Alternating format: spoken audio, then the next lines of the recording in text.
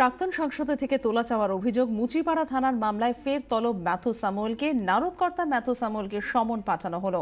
মৌপিয়া নন্দী আমাদের প্রতিনিধি রয়েছেন আমাদের সঙ্গে, আরো বিশদে জানবো মৌপিয়ার কাছ থেকে। মৌপিয়া, আর কি জানা যাচ্ছে?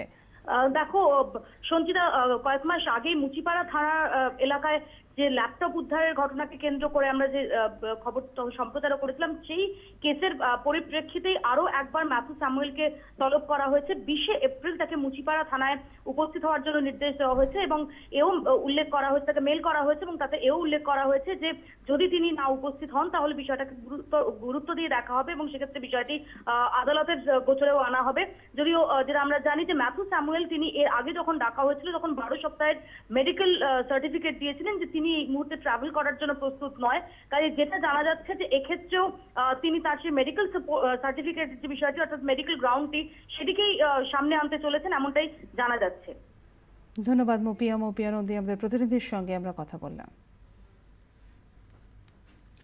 ফের ফেসবুকে প্রতারণার শিকার এবার বিধাননগরের এক মহিলা থেকে 9,10,000 টাকা হাতিয়ে নেওয়ার অভিযোগ। তদন্তে নেমে নয়াদিল্লি থেকে শফিস শাহ নামে এক যুবককে গ্রেফতার করেছে বিধাননগর সাইবার ক্রাইম থানার পুলিশ। মহিলা জানিয়েছেন, অ্যাডামস মুলার পরিচয় দিয়ে তার সঙ্গে ভাব জমায় ওই যুবক। বলেন তিনি পেশায় সিভিল ইঞ্জিনিয়ার, নেপালে রাস্তা তৈরির কাজ করছেন। ফেসবুক বন্ধুর অনুরোধে তার নেপালের ব্যাংক অ্যাকাউন্টে 9,10,000 টাকা দেন ওই মহিলা। অ্যাডামস তাকে প্রতিশ্রুতি দেন নেপাল সরকারের থেকে টাকা পেয়েই তিনি ঋণ শোধ করবেন। তবে কিছুদিন পরে মহিলা বুঝতে পারেন যে পুরোটাই ভাঁওতা, অ্যাডামস মুলার নামে কেউই নেই। আর এরপরই পুলিশের দ্বারস্থ হন ওই মহিলা। প্রতারিত হওয়া থেকে কিভাবে বাঁচবেন, ইন্টারনেট ব্যবহারের সময় কোন কোন বিষয়ে সতর্ক থাকবেন, জানিয়েছেন সাইবার ল বিশেষজ্ঞ বিভাস চ্যাটার্জি। দেখুন, এই ঘটনাটা গত 2-3 বছর ধরে প্রচুর পরিমাণে ঘটছে এবং through out Bengal, through out India প্রচুর ভিকটিম এবং মহিলারা যারা ম্যারেজ ব্রেকআপ বা যাদের আনম্যারিড তারা ওই বন্ধুত্বের ফাঁদে পড়ে অনলাইনে তারপর তাদের সর্বস্ব টাকা পয়সা ইভেন কি তাদের গোপন ছবি ইত্যাদি এক্সচেঞ্জ হয়ে যাচ্ছে, পরে তাদেরকে ব্ল্যাকমেল করা হচ্ছে, আরো টাকা চাওয়া হচ্ছে। এটা অ্যাওয়ারনেসের কথা। সবচেয়ে ইম্পর্টেন্ট জিনিস হচ্ছে আননোন কোনো ব্যক্তির বন্ধুত্ব করা যাবে না এবং যাকে আমি অফলাইনে চিনি তাকেই আমি অনলাইনে তার ফ্রেন্ডশিপ প্রপোজাল অ্যাকসেপ্ট করবো। এটা আমার মনে হয় সবচেয়ে ইম্পর্টেন্ট জিনিস এখানে এই মুহূর্তে। তবে এই ট্রেন্ডটা গত 2-3 বছর খুব বেড়ে গেছে কিন্তু, and it spread through Bengal, even কি নর্থ বেঙ্গলেও এরকম কেস আমি অনেক রিপোর্ট পেয়েছি। কথায় বলে পুকুর চুরি, কিন্তু নদী চুরি, তা আবার যে কোনো নদী নয়, চুরি হচ্ছে গঙ্গা। অবাক হচ্ছেন শুনে, বাস্তবে সেটাই হচ্ছে। এই ছবি খাস চন্দননগরের। একেবারে প্রশাসনের নাকের ডগায় চলছে কালো কারবার। এই মুহূর্তে একটু টলমলো ভাবে আমরা যে সফর শুরু করেছি, সেই সফরে দেখাবো অদ্ভুত এক রকমের চুরি।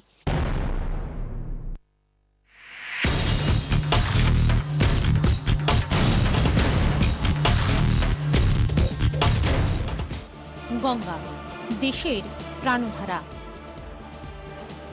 প্রাণধারার অস্তিত্বই বিপন্ন। একটু একটু করে রোজ চুরি হয়ে যাচ্ছে গঙ্গার দুকুল। বালি চুরি তো ছিলই, এবার দখল হয়ে যাচ্ছে নদী। কল্যাণী থেকে চন্দননগর, নদীর পাড়ে 24 ঘন্টার অন্তর তদন্ত। চন্দননগরের শিববাটি থেকে বালিঘাট, গঙ্গার তীর বরাবর অবৈধ নির্মাণ। বাঁশ টিন দিয়ে তৈরি হয়েছে বাড়ি। 80 থেকে 85,000 টাকা দামে এইসব বাড়ি বিক্রিও হচ্ছে। ছেলেগুলো টাকা নিয়েছে, এই জায়গাটা ভর্তি করে ছেলেগুলো দিয়েছে। 80,000 টাকা লেগে গেছে মোটামুটি। कोई आदमी जो है ना यहाँ पे कुछ पैसा कोई लेके वो घर बनवाया था, ठीक है, 85,000 रुपया देना पड़ा। মাইলের পর মাইল জুড়ে চলছে নদী দখল। কি করছে পুরসভা? এখনো পর্যন্ত ওই মাটি তোলা বা ওই যে স্ট্রাকচার বলছেন, অ্যাকচুয়ালি কিন্তু বলতো এটা আমরা ডাইরেক্ট খুব একটা ইন্টারফেরেন্স দিতে পারছি না। যখনই আমরা কিছু করতে যাচ্ছি তখন প্রশ্ন এসে যাচ্ছে ওই জায়গাটা তো আমাদের কর্পোরেশনের নয়। শুধু কি এই দখলদারি, তার সঙ্গে রয়েছে দূষণ। এই হঠাৎ গজে ওঠা বসতির বর্জ্য তো গঙ্গায় মিশছে। শহরের বর্জ্যেরও শেষ ঠিকানা গঙ্গায়। এত মানুষ গঙ্গার ধারে তাদের প্রাত্যহিক নেচার কলে যায়, সেই জেলাটাকে কিভাবে নির্মল জেলা হিসেবে ঘোষণা করা হলো আমি জানি না। গঙ্গাকে জীবন্ত সত্তা বলেছে উত্তরাখণ্ড হাইকোর্ট। গঙ্গাকে দূষণমুক্ত করতে বিশেষভাবে উদ্যোগ নিয়েছে কেন্দ্র। গঙ্গার পাড় জুড়ে সৌন্দর্যায়ন করছে রাজ্য। তবে চন্দননগরে সেসব দুরাস। ক্যালকাটা পোর্ট ট্রাস্ট কখন বলছে কর্পোরেশনের দায়িত্ব, কখনো কর্পোরেশন মিউনিসিপ্যালিটি বলছে ক্যালকাটা পোর্ট ট্রাস্টের দায়িত্ব। সাংবিধানিক সংকট তখনই হয় যখন আইন থাকে, কার্যকারী হয় না। সেই সাংবিধানিক সংকটটাই গঙ্গার দুপারে হয়ে চলেছে। দখলদারদের থেকে গঙ্গাকে বাঁচাতে গ্রিন ট্রাইব্যুনালের দ্বারস্থ হয়েছেন পরিবেশ কর্মীরা। জীবনের তকমা পেয়েছে, কিন্তু জীবনকে বয়ে নিয়ে যাবে কিভাবে গঙ্গা, সে প্রশ্ন কিন্তু এই মুহূর্তে সব থেকে প্রকট। 24 ঘন্টার জন্য ক্যামেরায় সুদীপ কোলে ও দেবজ্যোতি দত্তের সঙ্গে বিধান সরকার ও মমিতা চক্রবর্তী, হুগলি।